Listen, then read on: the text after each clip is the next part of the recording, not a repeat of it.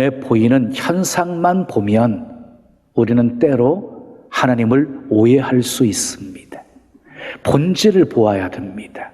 하나님의 계획이 무엇인지, 하나님의 뜻이 무엇인지를 보아야 합니다. 고난이 찾아오면 원망불평했던 이스라엘 백성들의 모습과 믿음으로 반응했던 모세의 모습의 차이가 무엇이었는 줄 아십니까?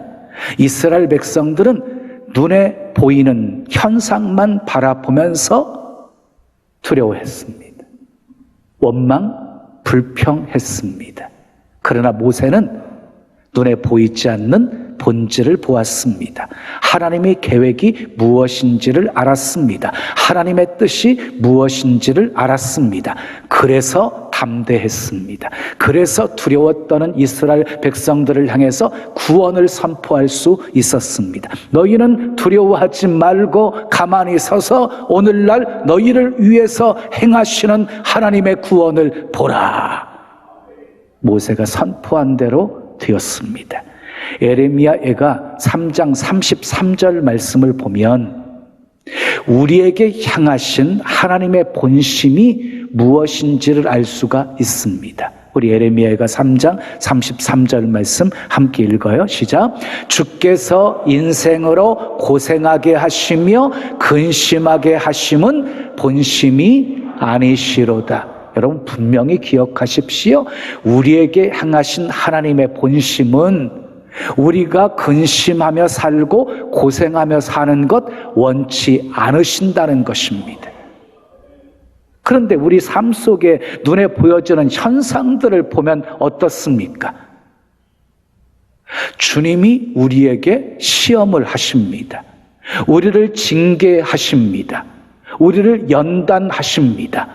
그러므로 우리는 우리에게 주어진 시험, 연단, 그리고 징계를 바라보면서 그 속에 숨겨진 하나님의 뜻이 무엇인지 알아야 합니다. 하나님의 계획이 무엇인지를 알아야 합니다.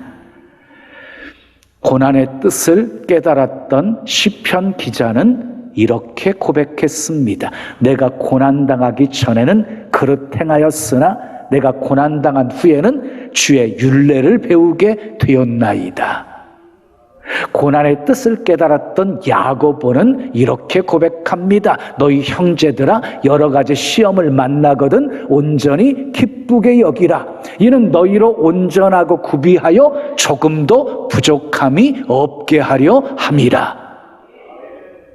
고난의 뜻을 깨달았던 욥은 이렇게 고백합니다. 나의 가는 길을 오직 그가 아시나니 그가 나를 단련하신 후에는 내가 정금같이 되어 나오리라.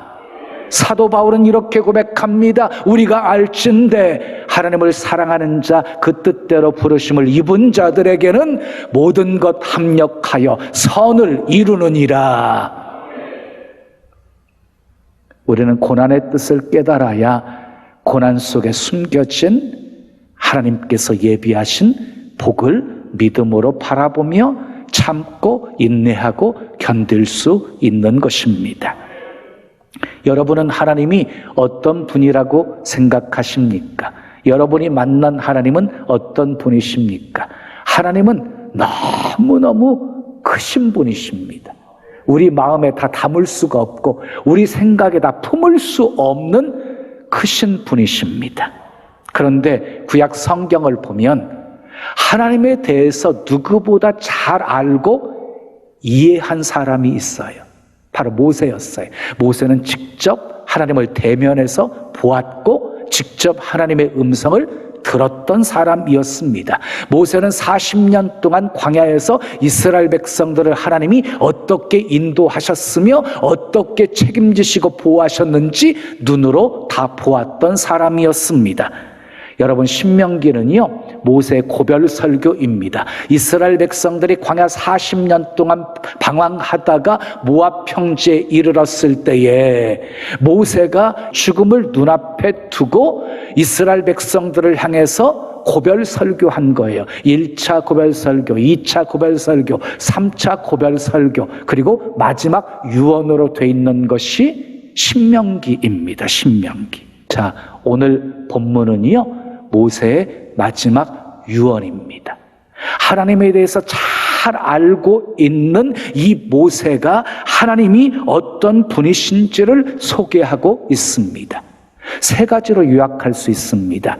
9절, 10절 말씀을 보면 우리를 자기 눈동자같이 지키시는 하나님으로 소개하고 있고, 또 11절, 12절 말씀을 보면 우리를 독수리가 훈련하듯이, 새끼를 훈련하듯이 훈련하시는 하나님으로 소개하고 있고, 13절, 14절 말씀을 보면 우리를 만족하게 먹여주시는 하나님으로 소개하고 있습니다. 오늘은 두 번째 해당되어지는 독수리가 새끼를 훈련하듯이 훈련하시는 그 하나님에 대해서 말씀을 살펴볼 거예요.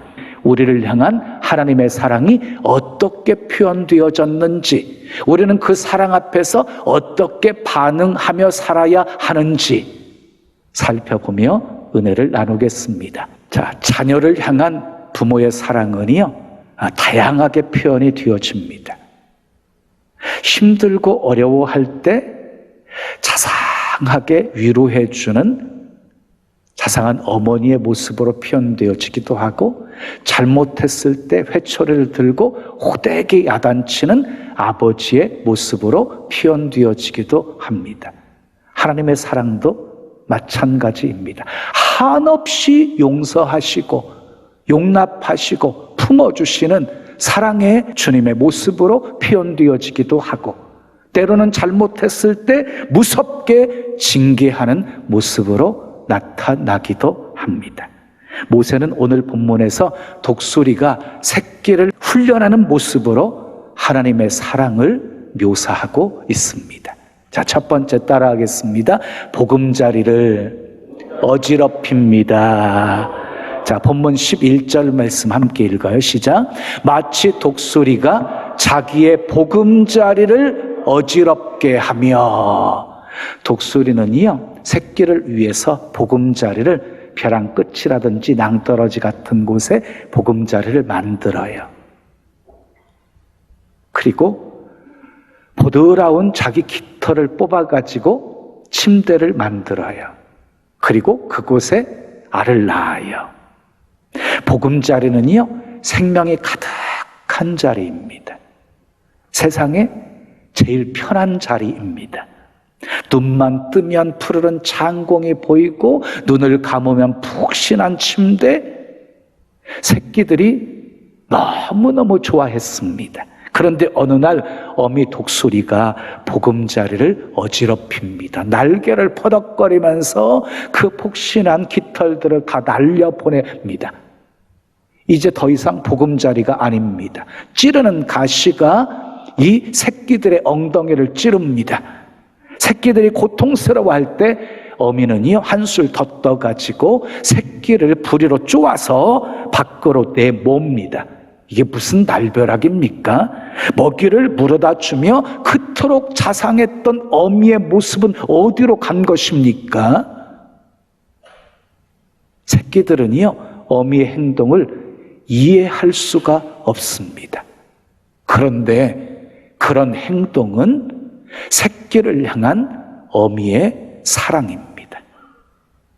사람들은 본능적으로 어려움이 오는 것을 두려워합니다. 그냥 보금자리에서 꿈 같은 삶을 살기를 원합니다. 그런데 어느 날 갑자기 건강에 이상이 생깁니다. 사업의 실패를 경험합니다. 부부간에 심각한 문제가 발생합니다. 자녀들에게도 문제가 발생합니다. 이것이 무엇입니까? 하나님께서 보금자리를 어지럽히고 계시는 것입니다. 두 번째 따라하세요. 새끼 위에 너풀거립니다. 본문 11절 이어지는 말씀 읽어요. 시작. 자기의 새끼 위에 너풀거리며 그랬어요. 더 이상 보금자리가 아니게 되어지자 새끼들이 이제 밖으로 기어나오게 되어지잖아요. 그러면 어미는요, 날개 위에 태우고 높은 곳을 향해 올라갑니다. 그리고 인정사정 없이 아래로 떨어뜨립니다. 새끼들은 비명을 지릅니다. 사람 살려. 아니지요. 독수리 새끼 살려! 한 번도 날아보지 않는 새끼들이 어떻게 날 수 있겠습니까? 날개를 어떻게 사용하는지 방법도 모르는 새끼들입니다. 그러나 어떻게 해서든지 살아보려고 날개를 퍼덕입니다. 그때 어미 독수리는 떨어지는 새끼를 지켜보고 있습니다. 새끼 위에서 날개를 너풀거리며 떨어지는 모습을 지켜보고 있습니다. 그렇습니다. 여러분, 하나님은요, 우리가 정신없이 떨어지는 그 순간 지켜보고 계십니다. 아멘 하십시오. 우리가 고생하는 것도 보고 계시고, 우리가 아파하는 것도 보고 계시고, 우리가 견디지 못해서 넘어지는 것도 보고 계십니다.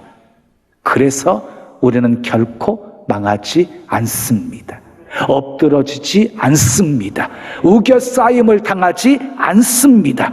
왜냐하면 독수리는 한눈 팔지 않고 떨어지는 새끼를 지켜보고 있는 것처럼 하나님이 우리를 지켜보고 계시기 때문입니다. 아멘. 시편 37편 24절은 이렇게 말씀합니다. 그는 넘어지나 아주 엎드러지지 아니함은 여호와께서 그의 손으로 붙드심이로다. 우리는 때로 넘어질 때가 있어요. 그런데 아주 엎드러지지 아니하도록 우리를 지켜보고 계시는 하나님이 그의 손으로 우리를 붙들어 주시기 때문입니다. 아멘. 떨어지는 순간이요, 새끼들은 어미가 보이지가 않아요. 왜? 어미는 새끼 위에서 너풀거리고 있기 때문이에요. 그러나 어미의 신경은요, 온통 새끼에게 집중되어져 있습니다. 한눈 팔지 않습니다. 사랑하는 여러분, 우리를 지켜보시는 하나님이 어떤 상황 속에서도 우리를 지켜주실 것 믿으십시오. 아멘. 세 번째 따라하세요. 날개를 펴서 새끼를 받고 없습니다. 본문 11절 이어지는 말씀 읽어요. 시작. 그의 날개를 펴서 새끼를 받으며 그의 날개 위에 그것을 없는 것 같이. 여러분, 새끼가 땅바닥에 떨어지기 직전에 쏜살같이 어미가 날아와서 그 넓은 날개에 새끼를 받습니다. 절대로 실수하는 법이 없습니다. 완전하게 받아서 완벽하게 새끼를 안전하게 보호합니다. 사랑하는 여러분, 하찮은 날짐승도 한 번의 실수가 없는데 하나님께서 실수하시겠습니까? 하나님은 실수하지 않으시는 분이십니다. 그렇습니다. 독수리 새끼가 여러 번 떨어지는 경험을 통해서 결국은 스스로 날 수 있게 되어지는 것처럼 우리 역시 고통과 역경을 수없이 거치는 과정 속에서 스스로 날 수 있는 믿음의 날개를 가지게 되는 것입니다. 그것이 하루아침에 됩니까? 아닙니다. 믿음은 한순간에 성장하는 것이 아닙니다.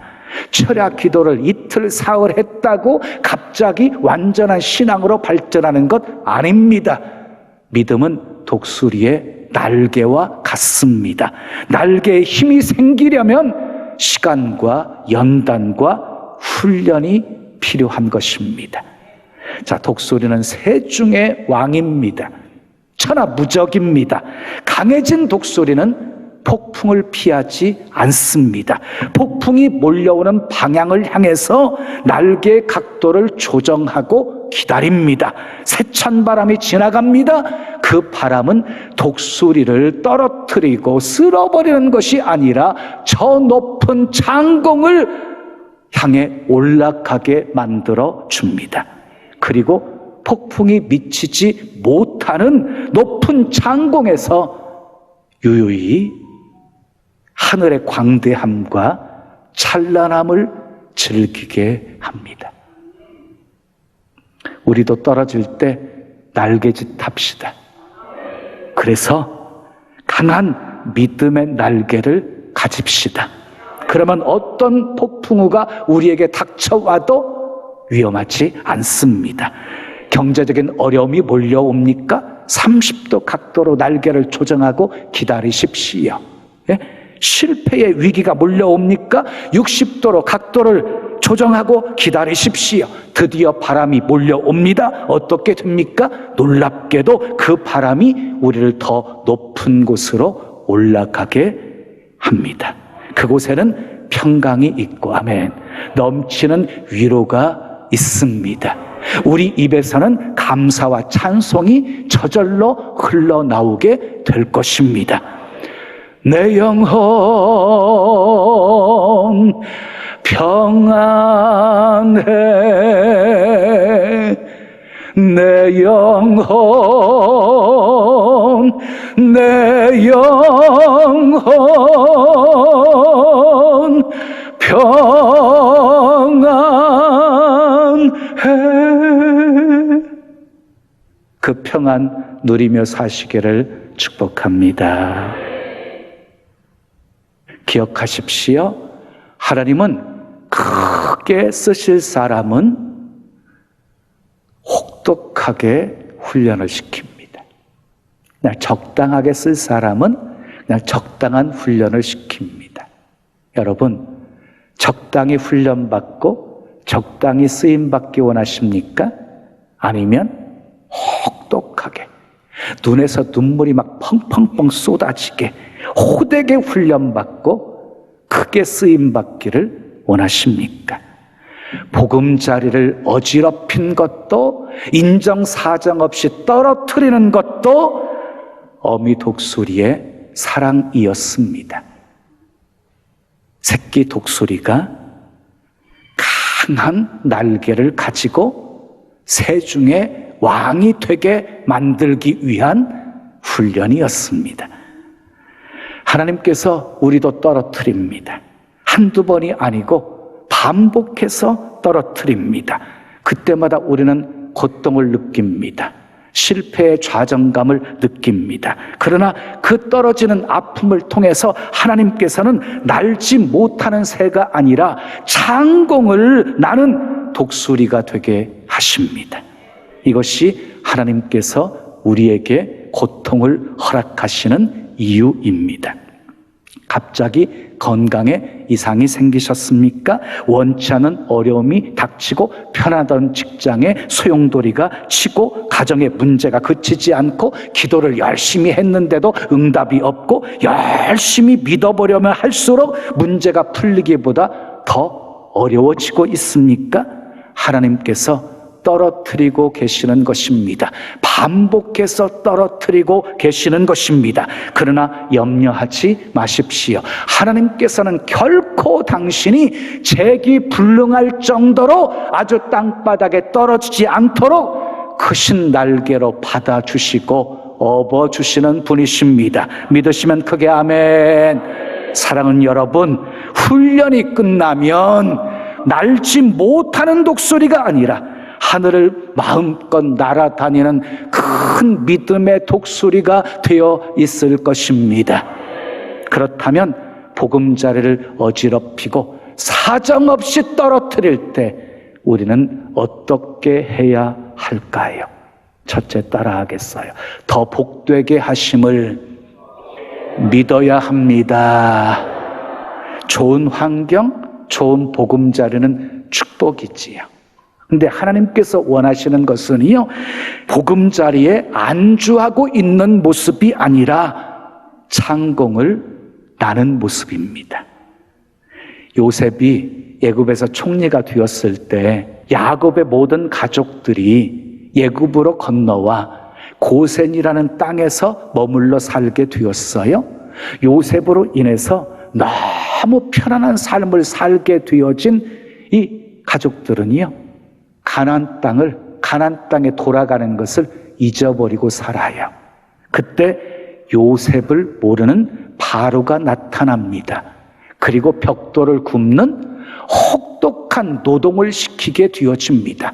하나님께서 그들의 보금자리를 어지럽히신 것입니다. 그때서야 가나안 땅을 사모하면서 하나님께 부르짖어 기도하게 된 것입니다. 사도행전 2장을 보면은요, 마가 다락방에 성령 강림의 사건이 있은 후에 예루살렘 교회는 놀랍게 부흥을 하게 되어집니다. 근데 부흥한 후에 예루살렘 교회 성도들은요, 흩어지지 않고 똘똘 예루살렘 교회에 뭉쳐만 있었습니다. 사도행전 1장 8절에 성령이 너에게 임하시면 너희가 권능을 받고 예루살렘과 온 유대와 사마리아 땅끝까지 이르러 내 증인이 되리라 하시니라. 이 말씀을 어기고 있었던 것입니다. 하나님께서 어떻게 하셨습니까? 핍박이라는 것을 통해서 그들의 보금자리를 어지럽게 만들어 버리십니다. 결국 각지로 다 흩어지게 되었고, 흩어지는 곳마다 복음을 전하게 되었고, 사마리아 성에도 복음이 전해지게 되었습니다. 하나님께서 더 복되게 만들어 주셨습니다. 사랑하는 여러분, 현재의 어려움이 미래의 길을 여는 문이 될 수 있습니다. 그러므로 떨어지는 순간에도 절망하지 마십시오. 포기하지 마십시오. 끝났다라고 생각하지 마십시오. 희망을 가지십시오. 밝은 내일을 바라보십시오. 하나님 안에 있는 무한한 가능성을 보십시오. 이것이 고통 중에 있는 우리에게 주시는 하나님의 뜻입니다. 고통을 이기면 독수리가 됩니다. 다시요, 고통을 이기면 독수리가 됩니다. 조금만 더 참고 기다리고 인내하면 여호와 이레의 복이 있을 것입니다. 더 복되게 하시는 하나님을 믿으십시오. 두 번째 따라하겠습니다. 죽을 힘을 다해 날갯짓해야 합니다. 여러분, 떨어질 때 날갯짓하는 것이 믿음이에요. 그냥 하나님께 모두 다 맡긴다고 하면서 아무것도 하지 않으면서 통닭처럼 떨어지는 것이 믿음이 아니라고요. 왜 어미독수리가 보금자리를 어지럽힌 것입니까? 왜 사정없이 떨어뜨린 것입니까? 그 목적은 새끼의 날개짓입니다. 날개짓. 나는 것은 처음부터 배워가지고 태어나는 게 아니잖아요. 그러다 보니까 그냥 높은 곳에서 떨어뜨렸더니 그냥 사정없이 떨어지기만 하는 거예요. 그냥 몇 번 퍼덕이는 것뿐이었어요. 그러면 또 받아서 업어 높은 곳으로 올라가서 또 떨어뜨리고 또 떨어뜨리고 또 날개짓하게 하고 또 날개짓하게 했습니다. 언제까지? 날개죽지에 힘이 들어가서 스스로 저 높은 창공을 향해서 날 수 있을 때까지. 사랑하는 여러분, 안주하고 있는 보금자리가 어디입니까? 떠나야 될 보금자리가 어디입니까? 그 보금자리에 안주하고 있으면 결코 성장할 수 없습니다. 비행기는 비행장에 가만히 있으면 아무런 사고도 일어나지 않을 거예요. 자, 그러나 사고가 날망정 하늘을 향해서 힘차게 날아야 하는 것이지요. 배가 항구에 그냥 정박되어 있다고 한다면 폭풍을 만나서 파산할 위험도 전혀 없겠지요. 그러나 거친 파도를 만날지언정 항구를 떠나야지요. 바다를 향해서 나아가야지요. 그게 목적을 이루는 삶을 사는 것이잖아요. 독수리가 강한 새가 되는 것은요, 어미가 보금자리를 어지럽히고 사정없이 떨어뜨려서 나는 훈련을 계속했기 때문이었어요. 보금자리가 어지럽혀지고 있습니까? 사정없이 떨어지고 있습니까? 떨어지는 순간에도 더 복되게 하실 것을 믿으십시오. 떨어지는 순간에도 죽을 힘을 다해서 날개짓 하십시오. 마침내 훈련 과정이 끝나면 독수리가 날개치며 올라가듯이 창공을 향하여 비상하며 사십시오. 다름박질하여도 곤비치 않고 걸어가도 피곤치 않는 능력자가 되십시오. 그래서 환경도 이기고 세상도 이기는 승리자로 사시기를 예수님의 이름으로 축원합니다. 매일 365 새벽 기도로 은혜를 전하며